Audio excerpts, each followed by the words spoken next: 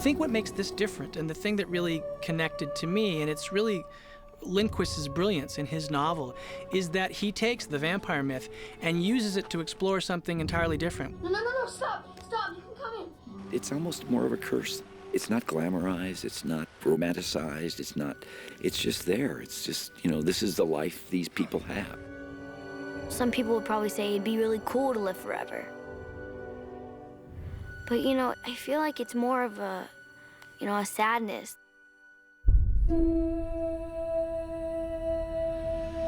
One of our executives, Alex Brunner, was tracking this project, this wonderful original Swedish story, Let the Right One In, for quite a while, I think, middle of 2007, and been talking about it around the office with great fervor.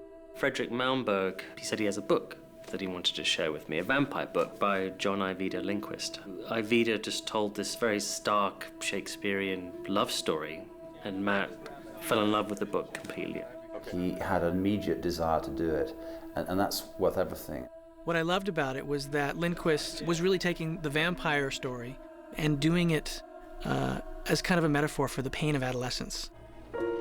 And I was so taken with the story in the novel, it sort of wouldn't let me go. And so I ended up writing to Lindquist. And I said, I want to let you know that I'm drawn to this story, not just because it's a great genre story, which it is, but because it really resonates with me about my own childhood.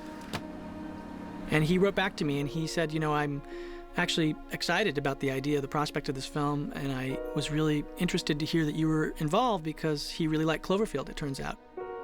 He was very generous. He said, Cloverfield I feel like was a sort of a new twist on a very old story. And he said, that's what I was trying to do with Let the Right One In. He said, but I'm much more excited to know that you're personally moved by the story because it's the story of my childhood. He didn't know of any vampires, but he grew up in Blackburg, and he was mercilessly bullied. So I completely connected to that. I understood that this was a very personal sort of film for him, and I just got it in my mind that there was going to be a way that I could take the essence of his story and translate it to an American landscape.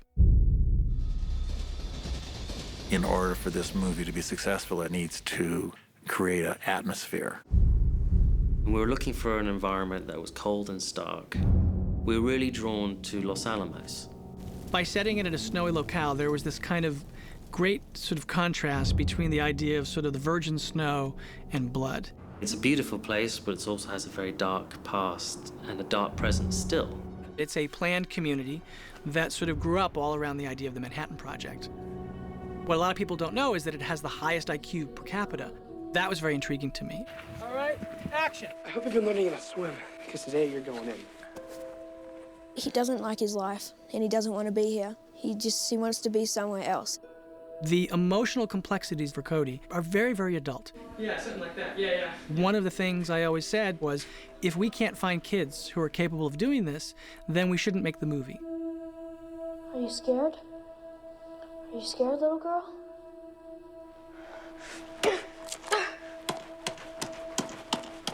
We found two extraordinary children, or at least Matt did. Cody Smith-McPhee, who some people will be familiar with from The Road, and Chloe Moretz, which by the time this interview's seen will be probably a world-famous superstar at the age of 13 in Kick-Ass. Cody. When A.V. Kaufman was casting the movie, Cody came in. He completely underplayed it, and he made it so totally real that at the end of that reading, I was convinced that he had to be the one who we were going to cast. Cody was just phenomenal. We fell in love with him, and then our journey for Chloe started. When Chloe came in, the thing that she could really do that blew me away was she could be tough, and obviously anyone who has seen Kick-Ass knows that, but she also had a tremendous vulnerability that really came through. And then the last component for the character was that I needed her to be completely willing to be primal. She really was the perfect person. Most of the scary movies I do, thrillers and, darker movies, I'm still pretty freaked out by them. Police department, open the door. First of all, I hate The Exorcist. Just gonna put that out there. The realistic factor, me, I'd pee my pants and cry and break down. When we were doing those scenes, Chloe just let herself go. Her mother would be watching on the monitors, and we'd have Chloe with the teeth in, and she'd have blood coming out of her mouth, and she was incredibly primal. And then we would cut, and she'd just start laughing immediately, and I'd turn, and I'd look over at Terry, who's Chloe's mother, and she would be horrified. She was like, "What are you filming?" Cut. Yeah. Did you get it? That was pretty amazing. It's fun, you know, just doing these really weird sounds. I'm gonna have nightmares about that for like years. Even though I'm part of the very scary part in it, I'm probably gonna be freaked out. Like me jumping out of the tub will probably freak me out, and I'll be like, "Oh my gosh, what was that? Oh, it's me." There was an elixir to the casting of this movie that was very fluid. You know, you couldn't imagine anybody else playing those parts. It was really exciting to get to work with Richard. He's an incredibly creative person, and I like to, when we're shooting, try lots of things, and so does Richard. I think it was Richard's idea, actually, to put the bag over his head. Richard was like, "I'm gonna get sprayed with blood, and I'm not gonna get busted, so I should put a garbage bag over my head." And he did this, pierced a little hole through the thing, and it was just vividly just horrific. That's good. Well, you know, I'm now the oldest one on the set in every movie I'm in. But the last few years, I start reading movies and think, can I physically do this? I was dragging bodies through the snow, dumping them in the water, drowning them, slitting their throat, carrying them. I mean, it was like craziness. And he's frankly acting literally with a bag over his head, and that's how good Richard is, that he can convey that sense of paranoid fear and that sort of emotional side that he has. Even the scene where he's killing his first kill in the forest, he's saying "I'm sorry" with his eyes, and it's just... He's both terrifying and sad at the same time. You feel sorry for him, and yet he's killing people. Matt loves Elias Koteas, and always has, and really, really wanted him in this film. My hope would be that you would be feeling for him as he died.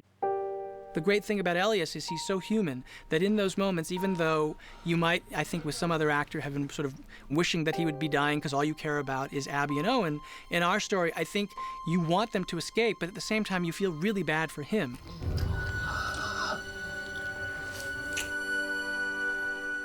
Very quiet, please. Action. Matt's a really cool director. He likes to just experiment with stuff, and he likes to see what the actors want, and then maybe sometimes change that to ease it into what he wants. Wait, let's try it one more time. Don't say the "I don't know." You go, "How'd you do it?" And then I sit down with your answers. Yeah, try it. When we saw him directing them, we realized that they'd gone to another place, the three of them. I mean, he directed them like the theater. He kept the camera rolling. His intention was to allow them just to be themselves. Hold it sort of more like you're showing the top, because she's above you. Like this? Yeah, like that. If you watch the dailies, you see the kids and they're moving around, you just hear Matt's voice softly saying, "Just move your hand to the left." And here, at a certain point in the shot, it starts to lose the urgency. Oh, but take a big breath. That's what does it? Yeah. What about smaller breaths that are faster? If it's making you dizzy, we could play the first part, then we could take a break and I could do the second half. You want to do that? Yeah. When I read the scripts, I really liked that the vampire stuff wasn't, it didn't strike me that that was the true horror of the piece. You know, the true horror of the piece is the hell that kids go through at school. Stay away from the holes in the ice. And these past 2 days, we've been shooting on this frozen lake that I have behind me here. And what's been happening is you can actually see some of the blood from yesterday. You know what I think? I don't think you're gonna do a fucking thing. I think you're just gonna stand there like the little girl you are. And I'm gonna grab that stick and ram it right up your ass. The bullying is painful, and I think Matt captures it extremely well. And there's one particular scene where Owen is dragged to the pool. It's horrifying to watch. They had this clear sheet, and he laid me on it, and I get pulled. Because it's so small and it just fits perfectly on my back, you didn't see it. But obviously the screaming added to that. He dragged me like an inch really on my back so I could see what it really feels like. It kind of hurt. We had prosthetics working, we had stunts working, we had kids in the water working and limits on their hours. We had an amazing underwater photographer, but we were always fighting the time, but what we got is phenomenal. I was really amazed that Dylan Minnette, who plays Kenny, his mother conceded to let him hang upside down in this harness and be dragged through the water. They asked if I wanted to stunt double or not. I'm like, no, I want to do this. And so I was kind of nervous when I was hung upside down because they were like, wait, hold the roll. I'm just hanging there. Kind of nervous. And then they go, okay, action, drop, drag.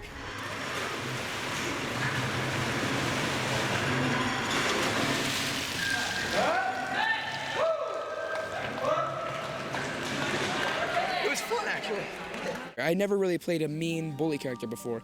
I was reading the script, I'm like, wow, this is gonna be really cool. I actually get to play a mean person. In the film, usually they're bullies and stuff, but behind the scenes, we're like best friends. We're always playing and stuff. Yeah, I'm gonna say, I was under the stairs in that shot. You'll be watching and be like, dude, I was there. I was under there. I mean, oh, wait.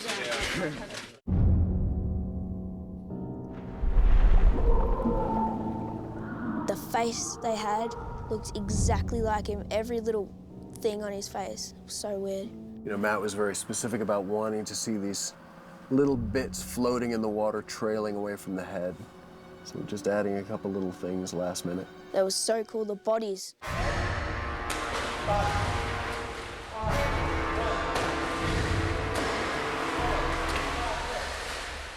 It was definitely gruesome because it's like you see their bodies all like mangled up. It's nasty, but cool. Did something bite me on my neck? When Abby turns into a vampire, I really didn't all of a sudden want to turn it into a monster show. I would have almost rather seen us go with no makeup than overpower how great this story is. So good. Chloe's makeup is going to be a combination of prosthetics, contact lenses, dentures, a lot of paint, and tracking markers for the digital alterations that we're going to be doing. With the look of Abby, Matt calls it adolescence gone wrong. Abby gets some bumps, some, kind of acne, and her skin goes a little bit pale and a little bit greasier. She starts to look a little bit sickly in a way. I think she's got a really unique look, just nothing that you've ever seen before. Always fabulous. It's really hard. You think, it's gonna be about 45 minutes. I'm just gonna sit here and listen to my music and be cool with it. And then you sit down, you put your music on, and you're like, wow, this is going a lot slower than I thought it would. Anytime you hear 3 hours in a makeup chair, you want to go back and look at your contract. The depressing part is I look much better burned than I do right now. How did you do it? This film is all about the dynamic between Abby and Owen, and if the visual effects pull you out of that story, it'll do the film a disservice. At the end of the day, we'll probably have 200, 250 visual effects in the film. It's important that none of them are really noticed. What's different about the vampire speed movement in this film as opposed to some others is that, again, Matt's going for absolute realism and plausibility.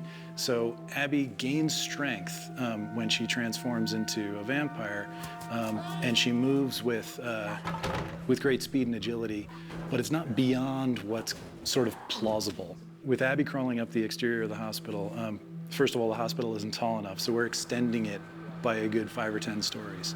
Abby's going to be entirely computer generated for that shot. We'll also be adding quite a bit of snow. Environmental effects are a big part of what we're doing on this film. I'd say that's the biggest number of visual effects.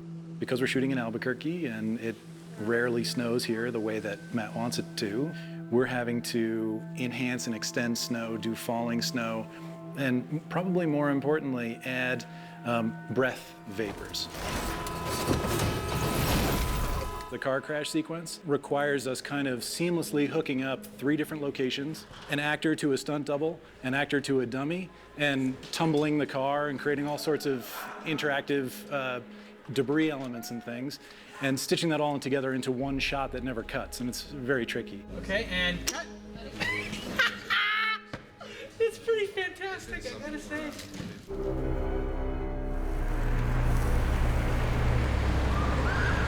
There's a sequence that I was inspired by in Dial M for Murder, and it's classic Hitchcock. And one of the things that they do is they basically lay out this whole plan for how they're going to kill Grace Kelly.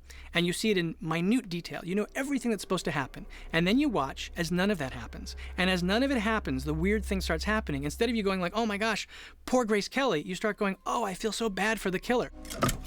And so I had this idea that if you knew the way in which Richard's character went out and what his process was each time, that if you saw him do it once successfully, the second time you would watch him and you would watch as it goes wrong. And as it spirals, I felt that with Richard at the center of that character, you would start, despite yourself, rooting for him to get out of that situation, to kill the kid, and to do all that stuff. And it's one of the sequences that I'm proudest of in the film, and it has a lot to do with Richard.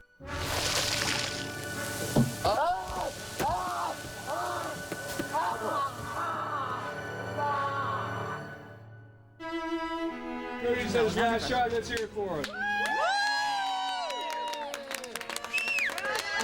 Like all independent films, putting this film together was a struggle. You don't have the massive apparatus of a studio behind us. And then to see these dailies where you just knew that you had gold. Really, it's a tragedy, but it's also a kind of love story, and there's a sort of redemptive nature to their love, but then there's also a sort of dark implication to what the future could be. It leaves you to sort of interpret the story as you will. No matter how misguided the decisions are, it's love, you know? And sometimes it leads you in the wrong place if you're not thinking correctly. But maybe it's a cautionary tale. What happens is that you become completely inside the story with a sort of reverse psychology, so you're actually rooting for the children to be together. In the end, you kind of get that he will do anything for her. I'd probably say, you know, he becomes like Richard Jenkins in the script. You make whatever you want out of the end. What I thought was he's the new father, so the cycle goes on. And when I pass away, she meets someone else.